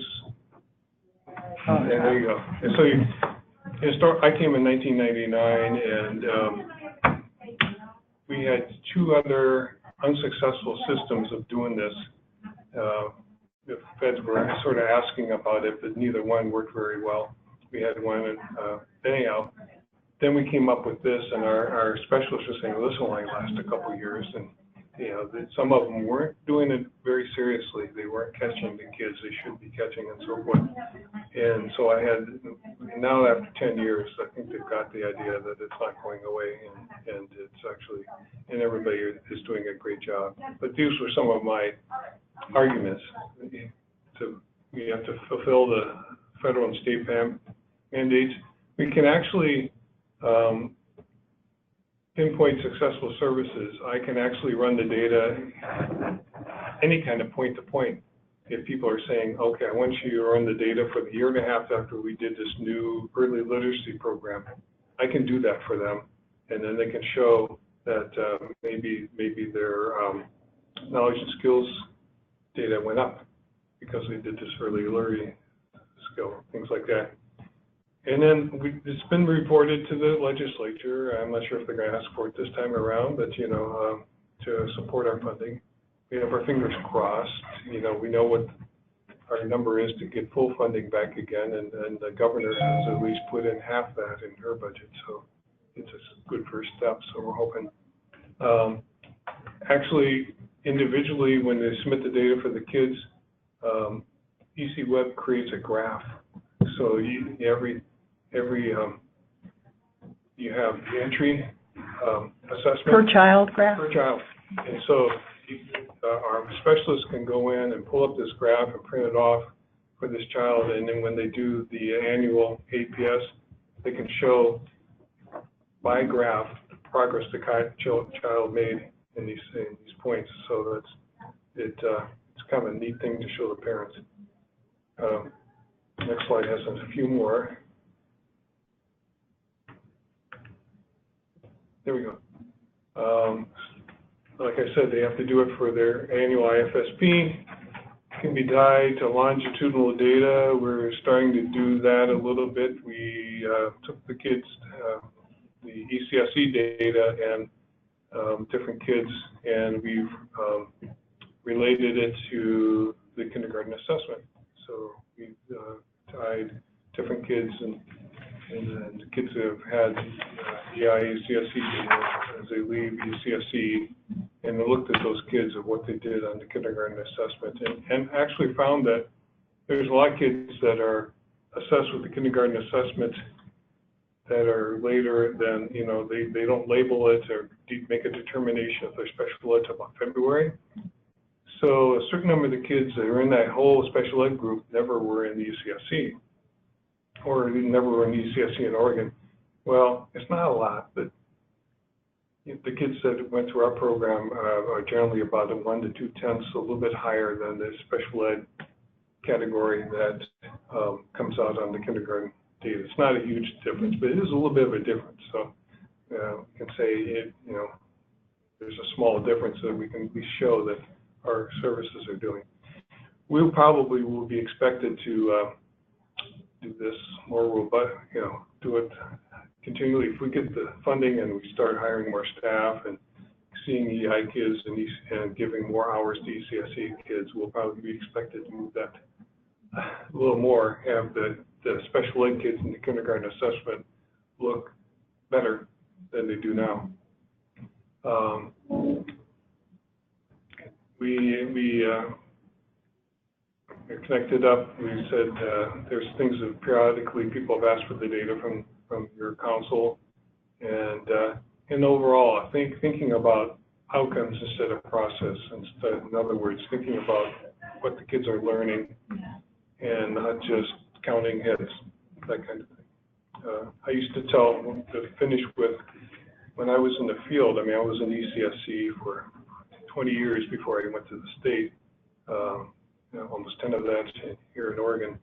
I remember in our final meetings before a kid went to kindergarten, I'd be telling some of the parents, I said, your child has increased tremendous growth in social skills and this and that, because I could show that and that kind of stuff. Or I could say, you know, I think social skills or some of the cognitive skills, your kid is not going to, you know, they're within the bell curve, they're going to be like typical. So I was doing that with individual children, but there was never a system to kind of say what's the aggregate kind of system-wide evidence of that. So. Okay, so that's a great segue into why we asked you to come. So we have an objective, and this is what Debbie was moving us towards.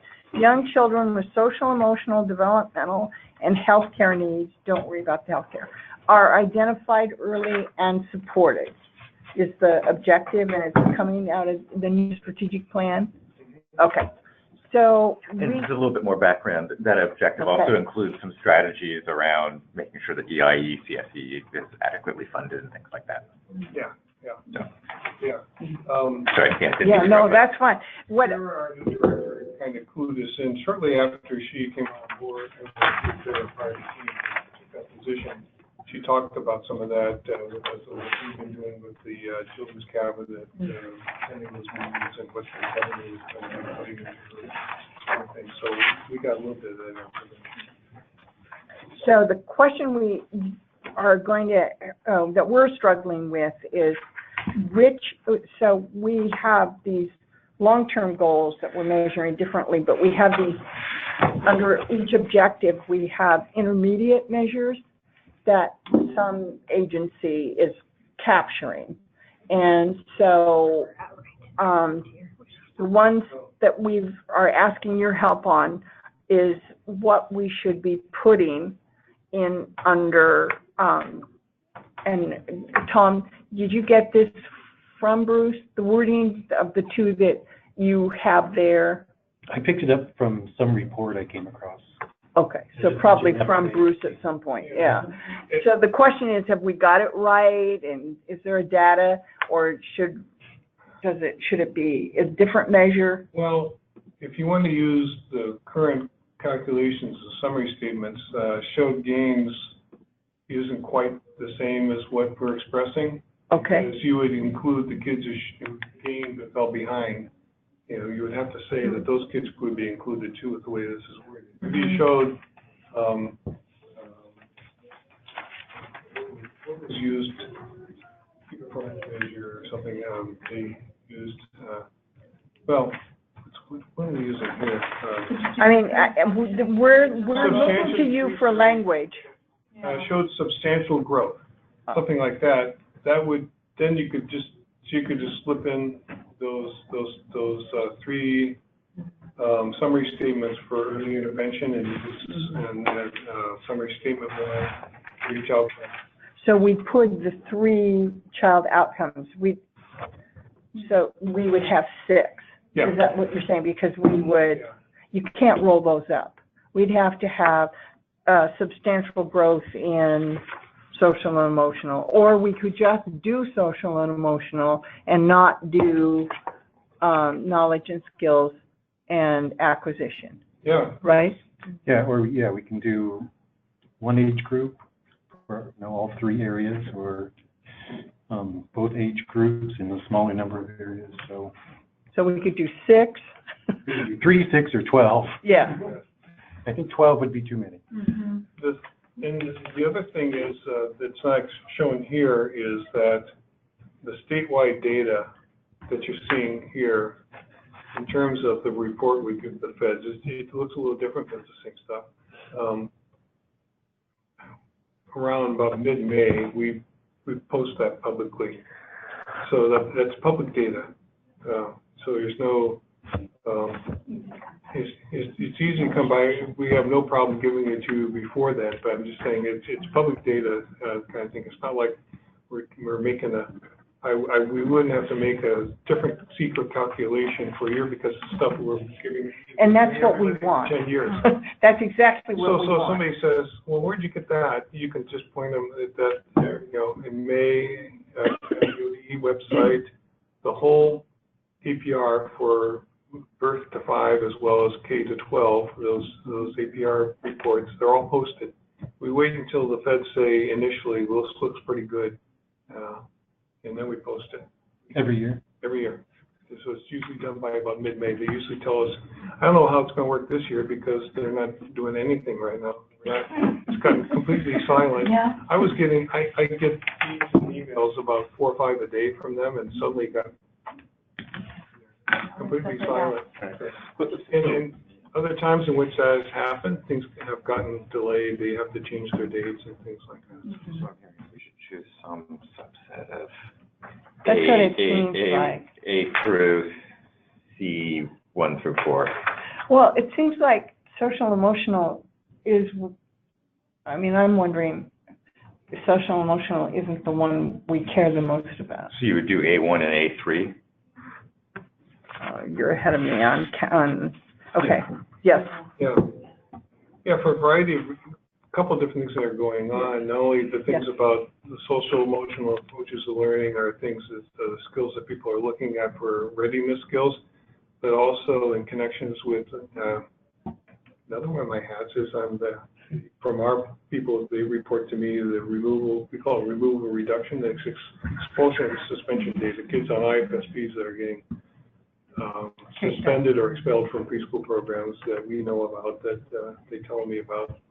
And so this feeds into that too. It's sort of like, what are we doing for kids with those kind of skills to help with the total package of what we're going to do. It's more than just helping the kids, it's helping the staff, I think, Well, Tom, maybe the next step would be to think through what our options are, and at the next meeting now, having all this information from Bruce, we can look at so clearly one is to do A1 and A3, and then, so 2 age groups focus on social and emotional, but then all the other things that you were considering, and maybe bring it to us in a set of options, and we can discuss. Because I mean, my reaction was go social emotional, but I think that's just my reaction. I think we should look at options. It's calling it out. I agree with you. One thing that I'm thinking about is things that we want to see change on. Yes. And so A1 and A3 have pretty higher percentages. Yeah. And so Your meeting that's Am I feeling out here if we do a good job? right. That's just something to. I think it communicates well too. People have a sense of what we're talking about, whereas if we do all 3 outcome areas, we're going to have people kind of shaking their heads. One of the things, it's a great question, is one of the things we've encountered and feedback we've gotten from our U of O authors as well as the Brooks Publishing Company is that the social emotional domain on the APS, I had already mentioned earlier, it's not as nearly as robust as the rest of them.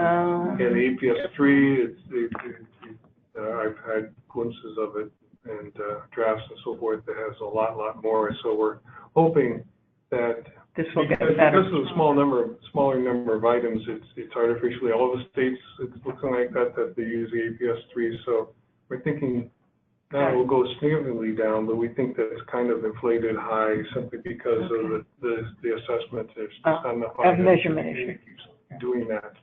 Tom, that goes into the options list. Yeah. So the proof will be in the pudding essentially when we make that switch, start getting data in on that and see if it's not quite so high. But we're not going to be alarmed if it drops down to like 70% or something like that, because we know that's probably not. We think that's too high, not because people are doing it wrong. It's just the way it sorts out.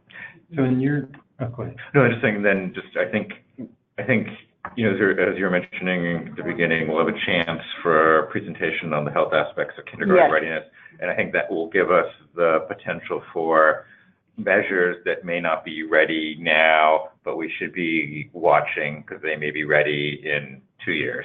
Right.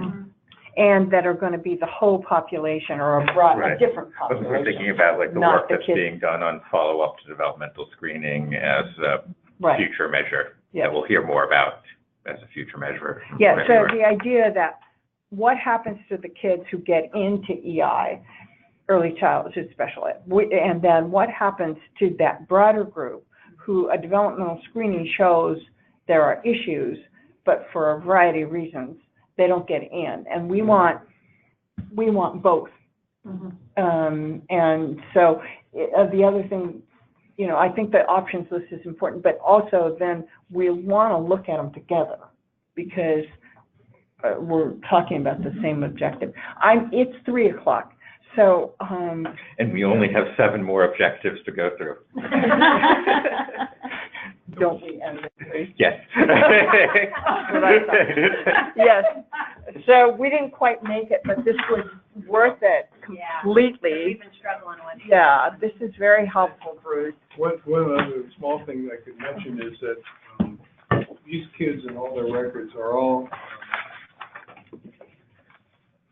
in the registration page and all sorts of different things. If there's a field, it will be sorted by that, and the child occupation will be sorted as that. So if at some point with your project and you made a modest proposal and said, how about the kids statewide that are in ECSC but are actually served in Head Starts? What was their child outcomes? We could do that. I can't do that, but the people down at U of O could make a special run, that kind of stuff. So you can do it by, we already got it by area and statewide even areas, they have the same reports by disability and, or race ethnicity.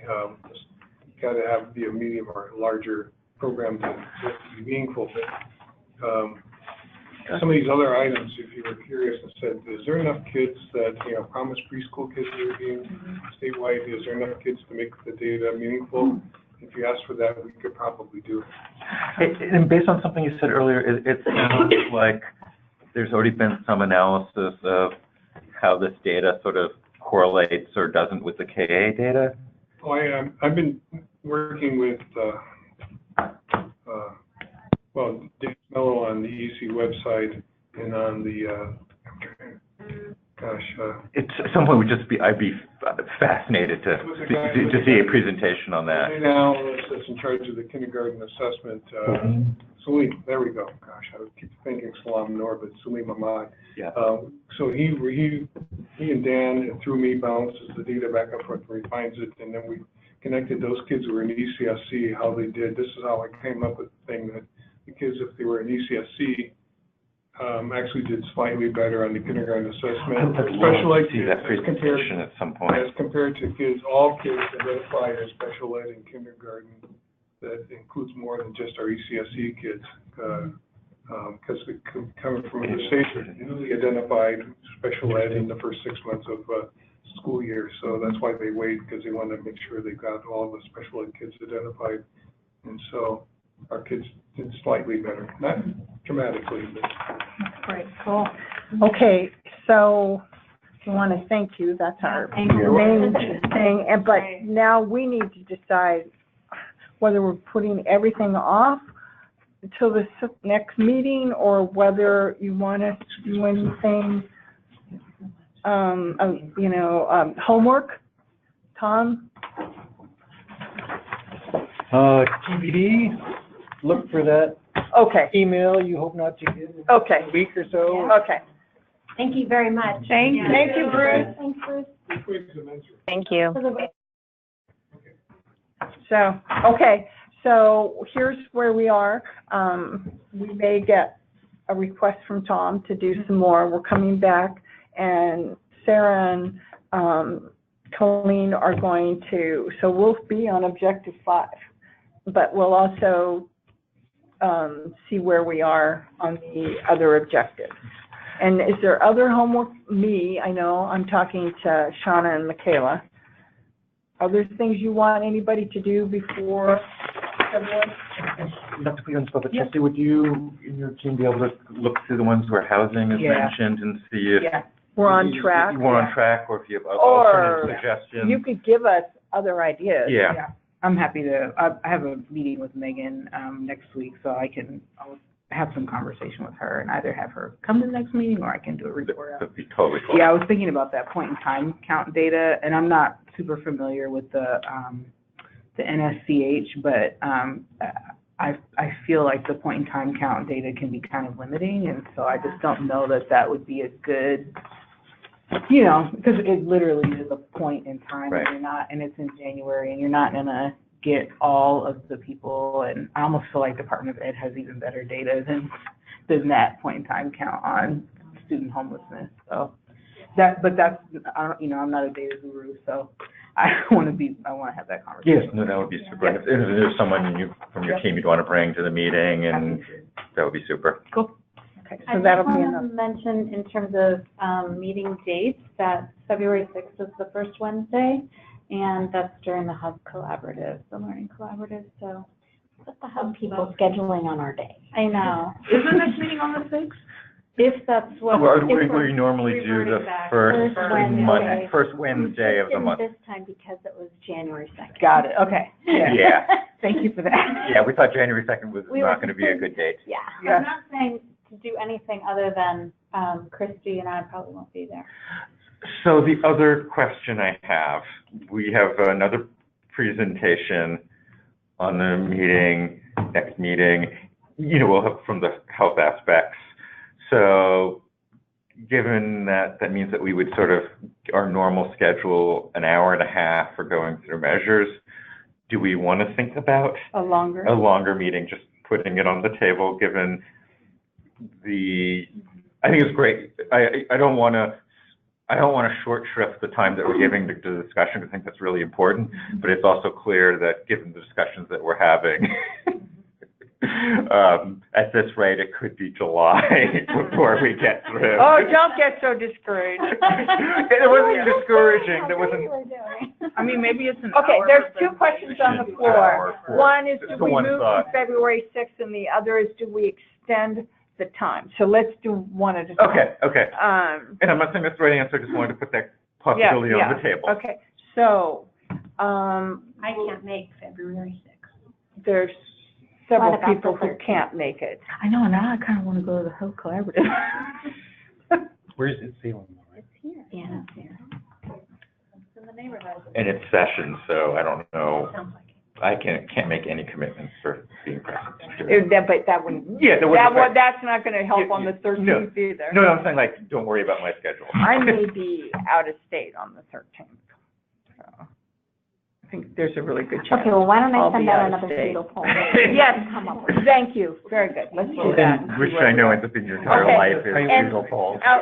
In the doodle poll, can you ask if people could go to 3 hours? Yes, So. I will make that an separate- option. An option, yeah. And don't ask them if they want to, ask them if they No. can. That is a good point of clarification. I mean, No one heard that. be appropriate, in fact, that's the.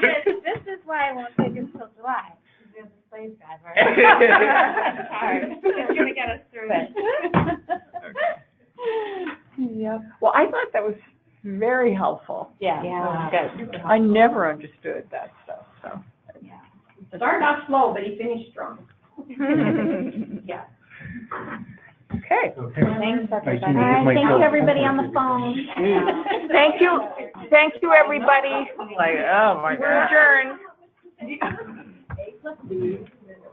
Well, that's the hard part.